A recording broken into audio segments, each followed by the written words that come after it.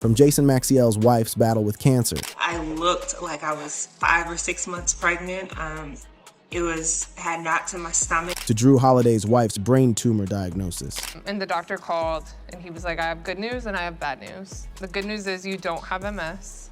The bad news is you have like a very large brain tumor. In this video, we're breaking down the NBA wives who have faced serious, sometimes life-threatening diseases, starting with Brandy Maxiel. Jason Maxiel spent 10 seasons in the NBA, carving out a reputation as one of the most physically punishing big men in the league, first with the Detroit Pistons and later with the Orlando Magic. He was built for war on the hardwood. Nothing in any of those seasons prepared him for what was coming at home. In October of 2007, his wife Brandy was diagnosed with ovarian cancer. She was 24 years old. 24. Think about that for a moment. At an age when most people are barely figuring out who they are, Brandy Maxiel was sitting across from a doctor, hearing words that would reshape every plan she had ever made for her life. And the symptoms, when she described them later, were the kind that would make your stomach drop. She looked like she was 5 or 6 months pregnant. There were knots in her stomach. Every time she laid down, she could feel them. She was getting up throughout the night just to use the bathroom, running on no sleep, her body quietly screaming that something was deeply, terribly wrong. I looked like I was 5 or 6 months pregnant. Had knots in my stomach. Every time I laid down, I could feel them. That physical reality made the diagnosis feel even more surreal. I had to use the bathroom consistently, like all throughout the night. I didn't have any sleep or anything. What made the situation even harder was the geography. Brandy was in Dallas. Jason was in Michigan, traveling for games, trying to hold a career together, while his wife faced the unthinkable hundreds of miles away. The NBA schedule doesn't pause for cancer. The season doesn't stop because your heart is somewhere else entirely. But Jason found his way to support her in the ways he could. My way of supporting Brandy was to shave my head, which was a surprise to her.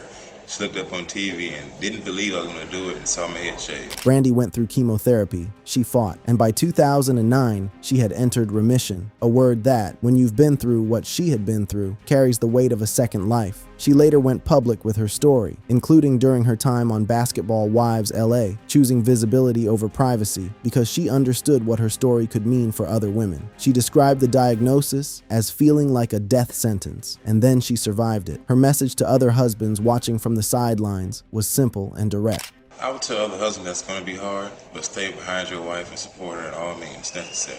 And do what you have to do to keep her in a great mood. Brandy Maxiel was 24 years old and staring down one of the deadliest cancers a woman can face. She's still here, and that matters. Her story is one of strength through pain, but she's not the only one who faced a silent battle behind the scenes. Bobby Sloan. Jerry Sloan is one of the most respected coaches in the history of professional basketball. Decades on the Utah Jazz sideline, a Hall of Fame career, a reputation built on toughness, consistency, and a refusal to bend. But there is a chapter of Jerry Sloan's life that most people never got the full story on, and it is a chapter that has nothing to do with wins and losses. It starts in 1998 during the NBA Finals. Jerry's wife, Bobby, was at home watching television when she felt something she hadn't noticed before, a lump beneath her left breast. Just like that, an ordinary evening, a quiet discovery. And then everything changed. She was quickly diagnosed with breast cancer. Jerry was in the middle of coaching the Utah Jazz in the NBA Finals. The two things existed simultaneously, the highest point of his professional career, running parallel to the most frightening moment of his personal life. Bobby survived that first battle. She became a vocal advocate for mammograms and early detection, using her own diagnosis as a reason to speak up and encourage other women to get checked before it was too late. But the story didn't end there. In January of 2004, Bobby was diagnosed again.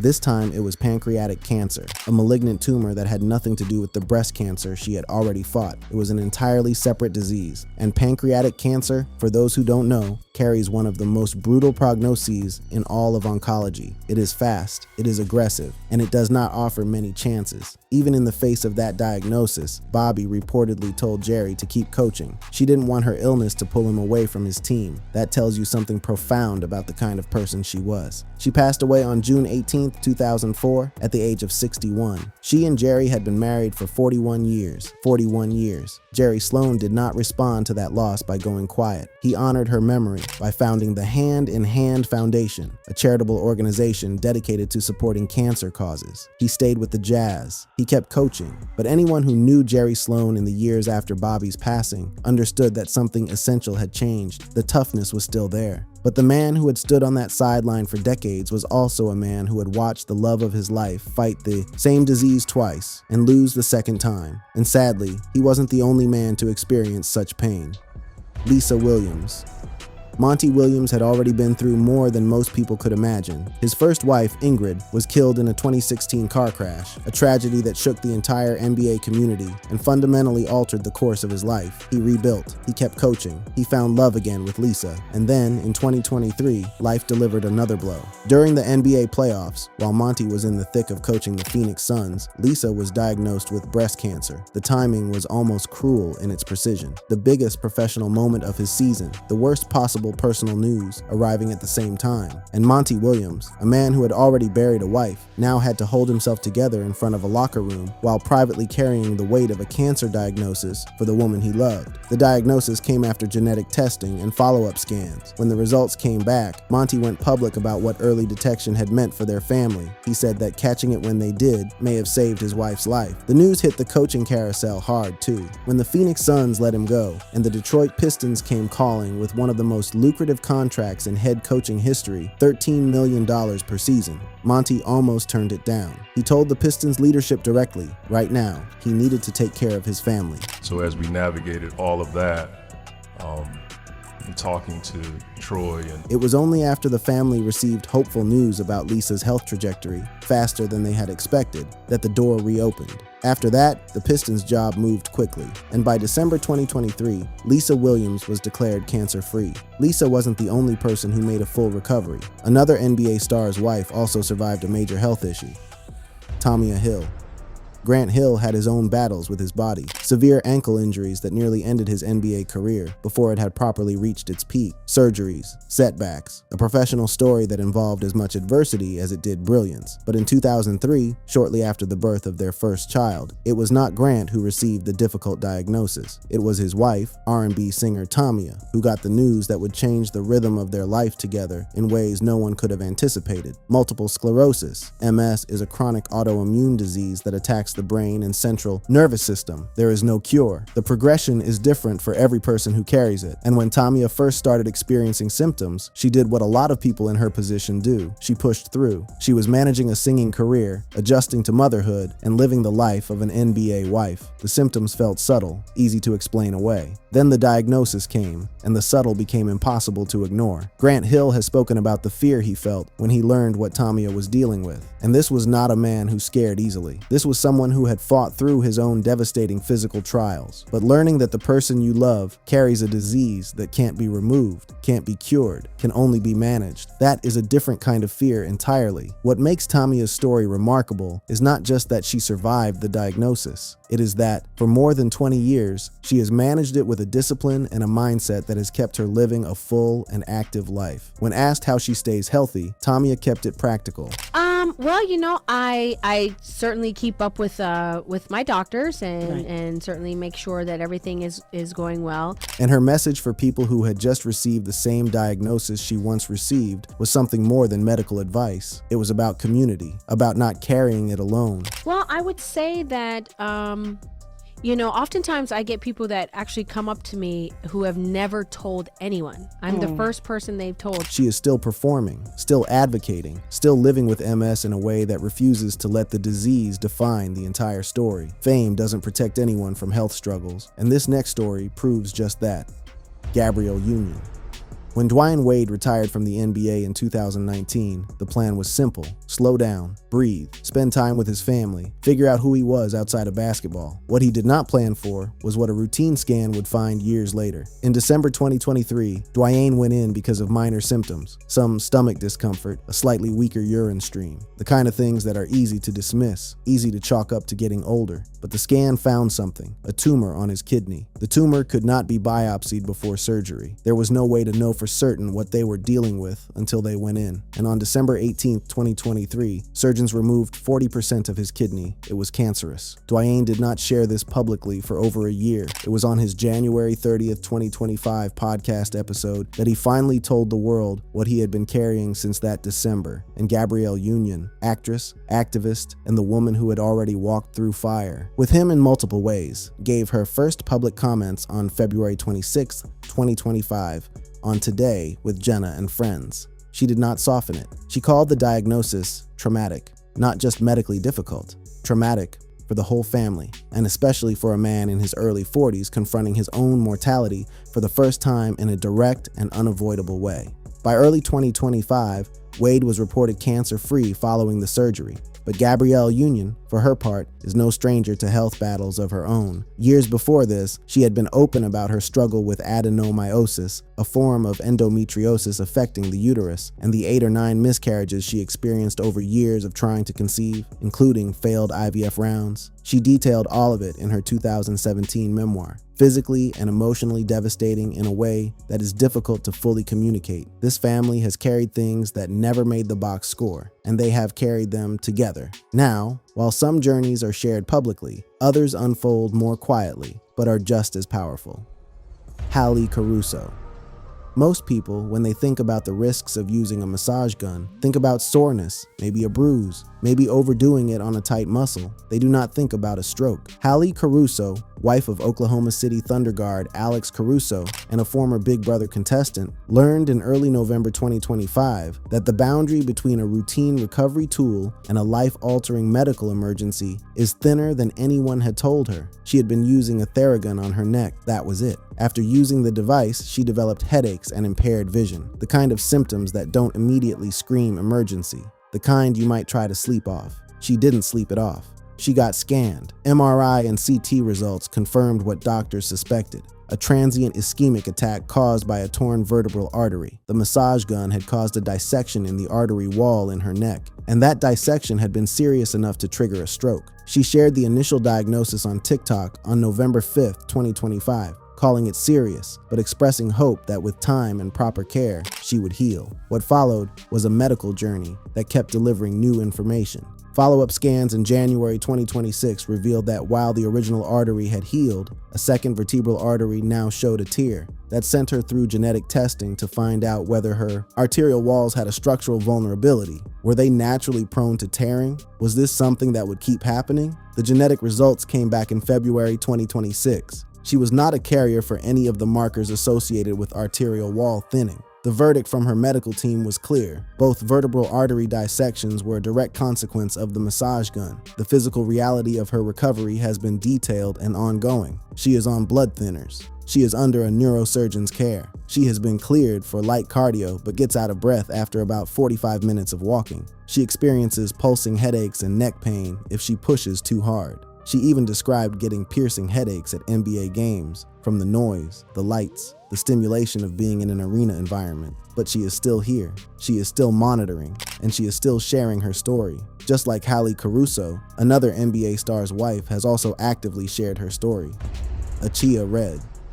Not every deadly disease announces itself with a tumor or a scan or a doctor delivering the news in a hospital room. Some diseases operate in silence, in the space between public smiles and private breakdowns. Achia Redd, wife of retired NBA star Michael Redd, a man who spent the bulk of his career as one of the most gifted scorers in Ohio State and Milwaukee Bucks history, has lived with generalized anxiety disorder, clinical depression, and atypical anorexia for most of her adult life. And, as she has shared publicly, the environment of NBA life, with all of its glamour and all of its invisible pressure, did not make any of it easier. Generalized anxiety disorder is, it literally is exactly what the name is. It's anxiety about any and everything. For Achia, the experience involved panic attacks, hyperventilation, and moments so severe they felt indistinguishable from dying. She has described a terrifying episode in the middle of the night, her body responding to anxiety with adrenaline so intense that she genuinely believed something was catastrophically wrong with her physically. Achia has spoken about the perfectionism that the NBA wife lifestyle demanded, the flawless appearance, the no-drama standard, the trophy wife role that her actual background and intelligence were never allowed to disrupt publicly. She was a pastor's daughter. She was educated. She had an interior life that none of that persona had room for. The breaking point was not one moment, but many. 2 miscarriages, one of which she went through alone while Michael was at training camp. postpartum struggles after the birth of their son in 2007, the relentless, grinding weight of hiding how much she was suffering. Around 2016, with Michael's support, she entered therapy and began taking antidepressants. She started the slow process of reframing what she believed about herself, about strength, about what she actually owed the world. She went on to write a book, and she now speaks publicly and consistently about the cost of silence in the Black community and in NBA circles specifically. Similar to Achia, another woman also quietly suffered a major health issue: Lauren Holiday. Lauren Holiday is not simply an NBA wife. She is a two-time Olympic gold medalist, a World Cup winner, a Hall of Famer in her own right, and by most measures, one of the greatest American soccer players of her generation. Married to Celtics guard Jrue Holiday, she came into this story having already conquered every peak the sport had to offer. Then, in 2016, just months after retiring from soccer, Lauren became pregnant. And pregnancy, rather than being the beginning of the next peaceful chapter, became the moment everything unraveled medically. The symptoms started strangely. She couldn't balance, had to remind herself to swallow, and would fall over during single-leg exercises. She initially chalked it up to pregnancy being unusual, and then the right side of her face went numb. Even when I was going through health struggles and they weren't sure what it was, and before I was diagnosed with a brain tumor, they said MS. 3 neurologists told her the same thing. It looked like multiple sclerosis. Then came the worst migraine of her life, out of nowhere, waking her from sleep. She called her doctor the next morning. An MRI was ordered. The radiologist asked her to stay. The doctor called. And I was like, in my mind, loving him meant like, hey, we don't have any kids yet. This is early on. Run while you still can. Good news, it wasn't MS. Bad news, she had a very large brain tumor. When it was eventually removed, it was the size of a billiard ball. She was pregnant. She refused surgery until after the birth. By 32 weeks, her face was fully drooping. She could not walk a straight line without someone holding her hand. Her daughter was delivered at 35 weeks via C-section under general anesthesia. The baby spent 1 week in the NICU and came home healthy. 3 weeks later, Lauren had brain surgery. When they removed the tumor from my head, it was the size of a billiard ball. The surgery lasted 10 hours. When she woke up, her eye was fully crossed, and she had lost hearing in one ear. 10 out of 12 of her cranial nerves had been inside the tumor. The damage to those nerves during removal was permanent, but she woke up. She survived. She has since run a marathon. She is healthy, and she says without hesitation that her daughter saved her life, not just because the pregnancy revealed the tumor that had likely been growing since childhood, but because the hope of motherhood gave her a reason to fight that no championship ever could have. Now, while some NBA legends have fought the hardest fights alongside their wives, some others have had similar experiences with family members. Ralph Samson Sr. Ralph Samson is a name that carries real weight in basketball history. At 7 feet 4 inches, he was one of the most physically imposing players the game has ever seen, a Hall of Famer, a force, a man built in a way that made everything look possible. But around 2017 to 2018, Ralph Samson's father was diagnosed with both lung cancer and prostate cancer, 2 cancers, at the same time. And a hernia was discovered during evaluations as well. The man who had spent his career in the spotlight, who had done things on a basketball court that most people could only dream of, packed up and moved back home to Virginia. He wanted to be there, not occasionally, not for the big appointments, every single one. Ralph attended every doctor's appointment and helped the family shift to a healthier lifestyle. He became his father's advocate in the same way he had once been his team's leader, doing whatever it took, showing up. He also started talking about it publicly, particularly around Movember, the annual men's health awareness campaign, because Ralph Samson understood something that a lot of men resist accepting. The only way to catch something deadly before it kills you is to actually go look for it. As of 2019 and 2020 updates, his father had made a full recovery, both cancers resolved. At 82 years old, he was described as 100% healthy. That is a remarkable outcome for someone battling 2 simultaneous cancers at that age. And Ralph credits the early detection and the lifestyle changes for getting them there. Like Ralph's father, another NBA family member also had a survival story: Tatum Fischer. Derek Fisher spent 13 seasons in the NBA. He won 5 championships with the Los Angeles Lakers. He hit some of the biggest shots in playoff history. He is one of the most decorated players of his generation. But in April 2007, while he was playing for the Utah Jazz, his world shifted in a way that no championship ring could have prepared him for. His daughter Tatum approximately 10 months old, was diagnosed with retinoblastoma, a rare and aggressive eye cancer that primarily affects young children. It had severely impacted vision in her left eye, reducing it to approximately 10%. The initial recommendation from specialists was to remove the eye entirely. That is where the conversation started. But Derek Fisher and his wife, Candace, refused to accept the first answer they were given. They sought a second opinion in New York, and that second opinion changed everything. Instead of removing the eye, the family chose a specialized treatment, intra-arterial chemotherapy, where the medication is delivered directly into the eye, along with surgery and additional rounds of chemo. It was cutting edge, it was aggressive, and it was their best shot at saving not just Tatum's vision, but her quality of life. Derek Fisher gave up the remaining approximately $20 million on his Utah Jazz contract to move his family back to Los Angeles, closer to the doctors, closer to the specialized care,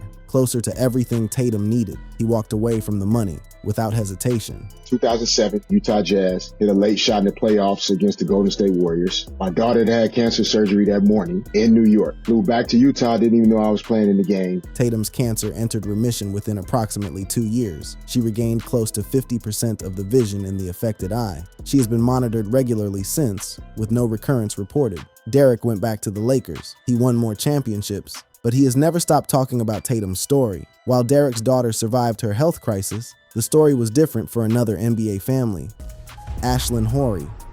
Robert Horry's name is permanently attached to one thing in NBA culture: clutch. 7 championships across 3 different franchises. The man had a gift for showing up when everything was on the line, but long before any of those rings, Robert Horry and his family had already been dealt something that no number of championships could ever make right. Ashlin Horry was born in 1994 with a condition called 1p36 deletion syndrome, an extremely rare genetic and chromosomal disorder.